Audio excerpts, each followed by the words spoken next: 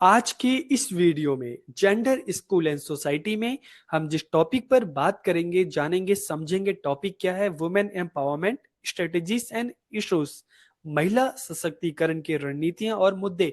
तो देखिए, इस वीडियो में हम सबसे पहले जानेंगे, बात करेंगे कि वुमेन एम्पावरमेंट होता क्या है, और फिर हम बात करेंगे कि वुमेन एम्पावरमेंट के सामने कौन कौन से इश्यूज हैं। इसको हम चैलेंजेस भी हम कह सकते हैं।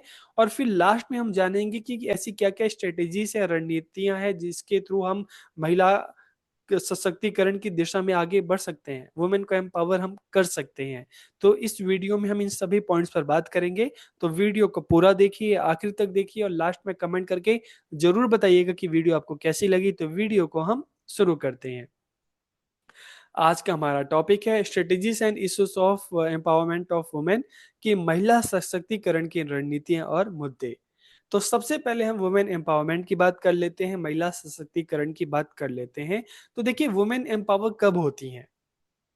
Women empowerment refers to the process by which women gain power and control over their lives and the ability to make strategic choice। की महिला सशक्तिकरण उस प्रक्रिया को संदर्भित करता है जिसके द्वारा महिलाएं अपने जीवन पर शक्ति और नियंत्रण प्राप्त करती हैं। देखिए, जब हम कहते हैं ना कि महिला अपने जीवन पर शक्ति और नियंत्रण प्राप्त करती हैं, मतलब क्या है कि महिलाएं इस काबिल हो जाती हैं कि वो आत्मनिर्भर बनती हैं, अपने निर्णय जो है खुद लेती हैं, किसी के प्रभाव में नहीं लेती। तब हम कहते हैं कि जो महिला सशक्तिकरण की हम बात करते हैं, और रणनीतिक विकल्प बनाने की क्षमता प्राप्त करती हैं कि महिलाएं अपना निर्णय लेने, ठीक है, अपने जीवन से संबंधित निर्णय लेना, समाज में पुरुषों के समान उनको बराबर अधिकार मिलना, उनको शक्ति मिलना, और अपने फ्यूचर के विषय में प्लानिंग करना। जब ये सारी चीजें महिलाओं को प्राप्त हो जाती हैं, ये अधिकार उनको प्राप्त होने लगते हैं, तो हम कहते हैं कि हाँ, वुमेन एम्पावर हो रही हैं, ठीक है, महिला सशक्त हो रही हैं।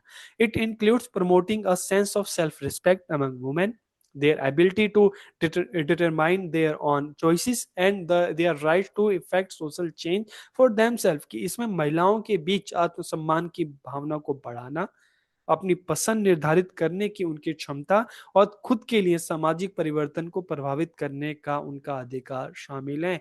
जब ये सारी चीजें हों, जब वुमेन को इस तरह का अधिकार मिले, उनको अपने जो परिवार में, समाज में अपने निर्णय खुद ले सकें, अपने भविष्य के बारे में खुद सोच सकें, समाज में उनको पुरुषों के समान रिस्पेक्ट मिले, अधिकार मिले, ठीक है, तब हम ऐसा सोच सकते हैं, कहते हैं कि हाँ, वुमेन अब एम्पावर हो रही है, महिला सशक्त हो रही है। तो इसे ही हम क्या कहते हैं? वुमेन एम्पावरमेंट हम कहते हैं।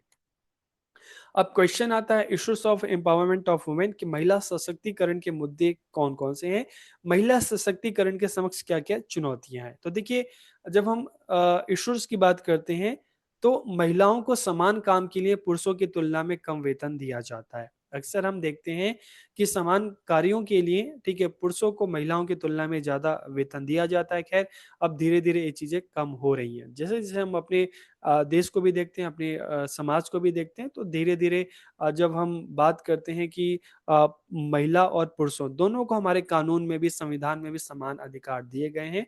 तो इशू एक क्या है जो हमें देखने को मिलता है कि समान काम के लिए महिलाओं को पुरुषों की तुलना में कम वेतन दिया जाता है। इसके अलावा women faces limited access to economic opportunity, कि जैसे अक्सर हम देखते हैं कि जेंडर की जब हम बात करते हैं, तो जेंडर में रिस्पॉन्सिबिलिटी पुरुषों को दी गई कि तुम्हें परिवार को चलाना है, ठीक है, तुम्हें बाहर काम करना है, और अर्न करना है, अपने परिवार को चलाना है। तो इस रिस्पॉन्सिबिलिटी में क्या है, हमें देखने को मिलता है, विलेज साइड में हम ज्यादातर देखते हैं कि महिलाएं घर तक ही सीमित हो जाती हैं।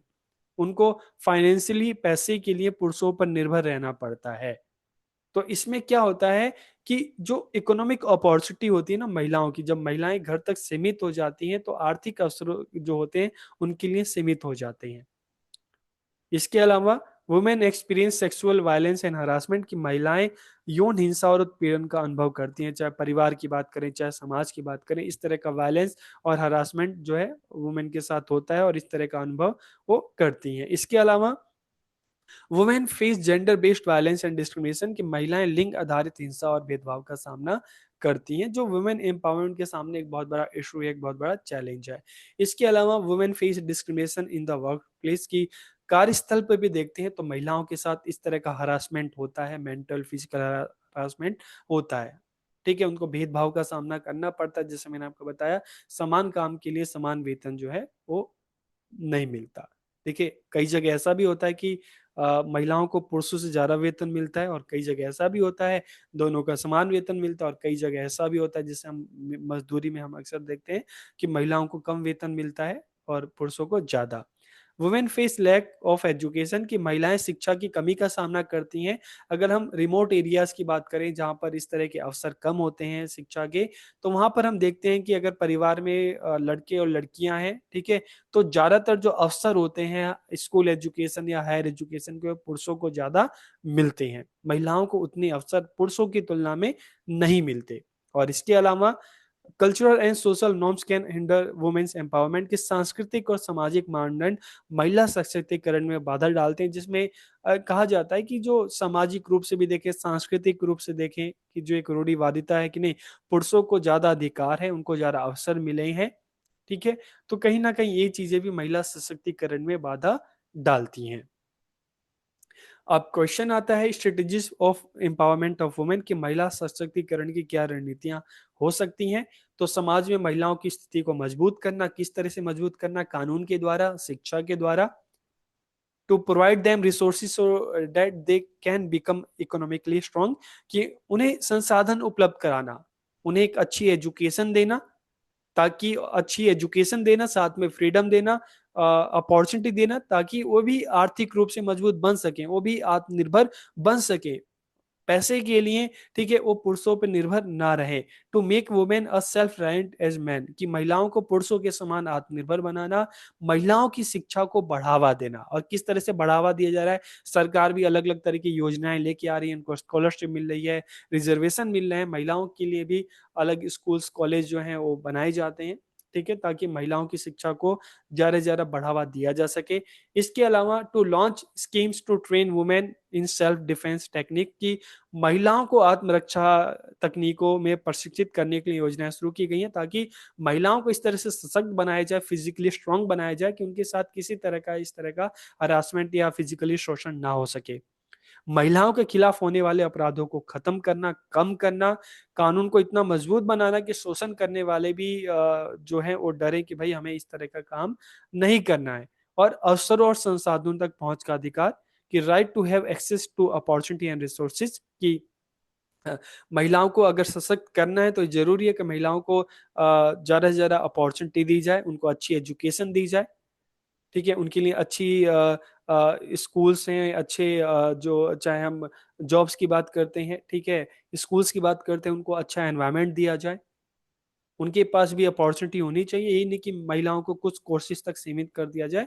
उनको अपनी चॉइस के हिसाब से, अपने इंटरेस्ट के हिसाब से जो अलग-अलग फ़ील्ड में जाना चाहें तो उनको अधिकार दिया जाए और अपने जीवन को नियंत्रित करने के शक्ति के होने का अधिकार। ये नहीं कि महिलाओं के जीवन पर पुरुषों का नियंत्रण हो, बल्कि महिलाओं को इस तरह की आज़ादी मिलनी चाहिए कि अपने जीवन से संबंधित अधिकार, निर्णय खुद ले सकें। तो इस तरह से वुमेन को एम्पावर किया जा सकता है, महिलाओं को सशक्त बनाया जा सकता है। तो वीडियो आपको कैसी लगी? कमेंट करके ज़रूर बताइए। आप सबका बहुत-बहुत धन्यवाद।